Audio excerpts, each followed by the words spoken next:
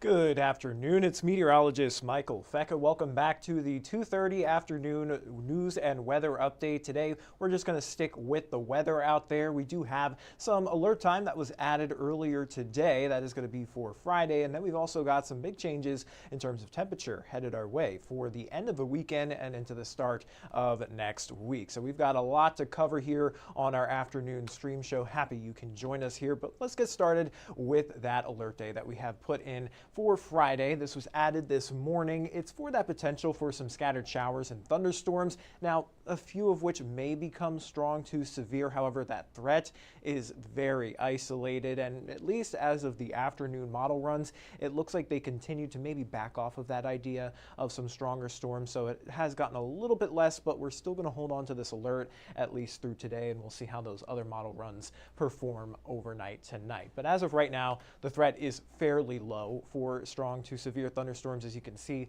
looking at the risk for Friday, most of us are covered in this brown color, which means just your typical rain and maybe a few claps of thunder are expected. It's really mostly south and east of Evansville, primarily through central and southern Kentucky that have the best odds of seeing severe storms. But you can see we are just barely clipped by that level 1 outlook there, level 1 out of 5, indicating that isolated risk for a strong to severe storm. It really only clips Muhlenberg and Ohio County there, maybe even a little bit. Muhlenberg, Ohio, and Hopkins County there. So that could continue to even trend farther to our southeast. And if that continues, then we'd be able to cancel that alert. But as of right now, a strong to severe thunderstorm still remains possible, especially as we get into Friday afternoon. But it does look like most of us will likely just see your typical shower and thunderstorm activity. Now, in terms of timing, it still gets a little bit iffy, but zooming out, you can see obviously the best chance for some severe storms are going to be in that yellow area through south central Kentucky and into areas like Tennessee, including the Nashville area. So a lot of it does stay to our southeast, but timing still important to us. We want to know exactly when it's going to start to rain. We could get a few showers early in the morning, but not expecting any thunder out of that. It's really as we get into the afternoon that we start to see maybe a couple of those showers and storms lift up from southwest to northeast, and then they'll continue to kind of stream in there as they sag southeastward. So from northwest to southeast, these storms will kind of clear out of here, and it looks like a lot of these storms are going to start to clear out of here around the time Friday night football starts. So it looks like maybe, especially if you're north of the Ohio River, it'll dry out by the time those games start and you'll be good to go. If you do have any games in western Kentucky, especially Hopkins, Muhlenberg, and Ohio County, you may be dealing with some lingering shower activity for the start of those Friday night football games, but it does look like, at least by a lot of the models, this should be kicked out of here by that point. It looks mostly like an afternoon, very early evening kind of time frame there. And again, most of us are just going to see your typical run-of-the-mill thunderstorms, a very isolated risk for a strong to severe storm to develop. So again, it's more so out of an abundance of caution. We put it in there because we do know a lot of people have plans outdoors this Friday, especially with Friday night football. So that could be an impacting factor, but at least as of the latest model runs, looking a little bit less so. So that's good. Hopefully we can keep that trend going. But once we get through the chance for some of those showers and storms on Friday, we'll have some cooler air working its way in through the weekend. We'll have another front move through Saturday afternoon or Saturday night into Sunday morning. That'll bring us another round of a few showers, but really behind it, our temperatures are going to drop a whole lot. So I'll break down all those details in a moment. But we do have this storm system off to our north and east. It's weakening and it's exiting out through the Great Lakes and into New England, bringing them some showers and even some snow showers in those higher elevations. There is a dry cold front sweeping over the tri-state currently, but it doesn't have a lot of moisture with it, so we aren't really even concerned with much in the way of cloud cover from it. So that will cool our temperatures down at least a little bit overnight tonight. If you remember waking up this morning, it was fairly mild, at least compared to Monday and Tuesday morning when we were down into the 30s. We woke up in the 40s this morning. We've warmed all the way up into mostly the lower 70s across the tri-state, some even cracking the mid-70s. 75 degrees in Greenville right now, 70 in Henderson, 72 here in Evansville, and sitting at around 73 up towards Mount Carmel. So that is very much above average, nearly 10 degrees above where we should be, and at least 8 degrees above where we were just 24 hours ago. So 8 degrees warmer this afternoon compared to yesterday, but you can actually spot the front where that cold front is set up currently, you can see temperatures are now cooler than where they were 24 hours ago in areas like northern Missouri, out towards Iowa, especially back towards Nebraska. They're all sitting anywhere between 5 to 10 degrees cooler compared to just 24 hours ago. But looking at the next 12 hours here in the tri-state, we're expecting ample sunshine here through the rest of the afternoon.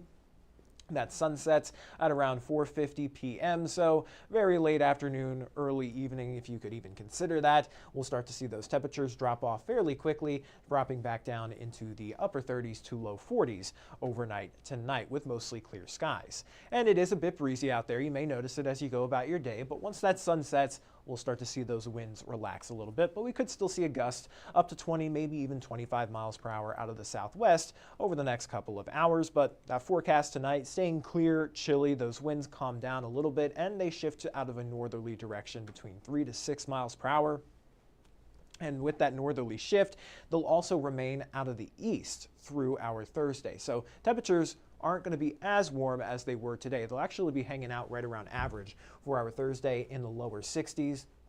Sunny and seasonable for Thursday afternoon. But again, looking at those rain and storm chances, we have that cold front that will move in Friday afternoon into the first part of Friday evening, and then it looks like we could have some lingering wraparound shower activity as we go through the rest of that weekend. Again, we have another secondary front moving through Saturday evening there. Not a whole lot of moisture associated with that second front, so shower chances are a little bit more spotty compared to Friday, and a lot of that moves through overnight Saturday into Sunday morning. So not as hugely impactful on your weekend plans there, but I'll time it all out for you. We've got high pressure lifting off to our east through tomorrow, and then we've got that front moving in by late morning through the afternoon, crossing overhead and then clearing out of here through Friday evening. A lot of us, I think, should dry out by the time we get into that Friday night football start time. So I think we should be good to go at this point in time. Again, we do still have that alert for an isolated strong to severe storm, primarily over western Kentucky, but I don't think that's going to be a widespread threat. Now, once that clears out of here, Saturday during the day should be fairly dry. It's not until we get into Saturday night into Sunday morning that we'll have another low swing through, and that'll conjure up again a few more showers into early Sunday morning. And then after this cold front, that's where we're going to see that plunge of cooler air work its way in on the backside. So temperatures are going to be dropping a lot between Saturday and on Sunday. Now, another thing you may have been seeing all over social media, or if you're a weather nerd and you take a look at all the models yourselves, you'll notice we've got some of that blue on the map there that would indicate frozen precipitation of some kind. It does look like, however, this model has a cold bias, and the other model, the GFS, doesn't really show a whole lot of that flurry action getting down into the tri-state. And even then, from earlier today, this model has also backed off on the flurries for the start of next week. So I don't want to completely rule out that chance. I do think if we do see a flurry for the start of next week, it would probably be mixed with some rain, and it would not stick anywhere and really cause much of an issue, but it could be pretty to look at. However, I am kind of leaning against that solution. I do think it is just going to be on the warmer side still, and I do think this model is kind of overdoing that potential for some of those flurries, as again, the GFS model doesn't show it at all. But once we clear out of this weekend, temperatures are going to stay on the cooler side at least through the start of next week. So looking at our temperature outlook for November 11th through the 15th, we are actually expected to stay right around normal or even slightly below. I think more so on the below side in the near term here, because looking at our temperature trend will remain around average or even above here through tomorrow and into Friday and even into Saturday. Temperatures still reaching the mid to upper 60s, but huge drop, dropping like a rock there, over 20 degrees or about 20 degrees by the time we get into Sunday. So a huge difference with that front moving in. And then look at it, gets even colder, especially through those overnight hours. Sunday night into Monday morning, we may have our very first hard freeze widespread across the tri-state, as temperatures are expected to drop all the way down into the mid to upper 20s, not only for Sunday night into Monday morning, but also again Monday night into Tuesday morning. So a huge kind of deal for us there, kind of being the first cold shot of the cool season, kind of coming in kind of like a lion. Really a huge change from where we started out in October, where we were breaking records for heat, and now we're looking at temperatures dropping down into the 20s overnight by the time we get into this weekend. So Midwest is definitely doing its thing here as we round the corner from fall into winter. But here's a look at your 7-day forecast just to kind of wrap everything up in a little bit of a bow. We've got more sunshine through the afternoon here, or at least what's left of the afternoon. Again, that sun sets very early now, but we've got ample sunshine on the way for Thursday as well. That cold front moves through Friday afternoon and into the first part of Friday evening. That's where we have that potential for an isolated severe or strong to severe storm. Again, not expecting anything widespread, but we do know there are a lot of activities outdoors on Friday, especially Friday evening, and with that lingering storm chance, we wanted to put that alert there out of an abundance of caution. But then as we get into Saturday, we'll have another cold front likely move through Saturday night into Monday morning. That'll bring in another round of some showers. But most importantly, that front is what's going to drop our temperatures down by around 20 degrees. So waking up or going through the day on Saturday, it'll be in the upper 60s. Going through the day on Sunday, it'll only be in the mid 40s. And then Sunday night into Monday morning, that could be our potential first hard freeze of the season, with temperatures dropping all the way down into the mid to upper 20s. So if you haven't taken the time to dig out that thick winter coat, I would say now is the time to do that while temperatures are still warm enough where you don't need it. But by the time we get into this weekend, I think you're going to be pulling out the hats and the gloves and all of the different layers. So that is what I've got here for the forecast. I'm going to just check out the comments briefly here. Again, we don't really have our news portion with us today. We're just going to focus on the weather. But it looks like Zach is asking, are outbreaks of severe storms expected for Evansville on Friday? No, an outbreak is not expected.